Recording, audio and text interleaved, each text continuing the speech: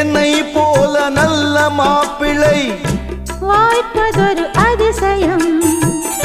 என்னை நீயும் ஏற்றுக்கொண்டது பாவையன் பாக்கியம். நெடு நாட்கள் ஏங்கும் ஏக்கந்தான் இந்நாள் இங்கு தீர்ந்தது. இல்லையா பின்ன? மங்கை செய்த பூர்வ புண்ணியம் மன்னன் வந்து சேர்ந்தது. ஓச்சுடா. உன்னை பார்த்து நான் சொக்கி போகிறேன்.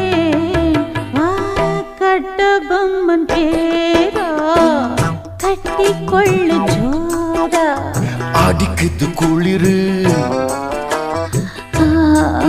என்னை மடக்குது தளிரு. முல்லை பூங்குடி கொம்பை தேடுது கொம்பை போல என்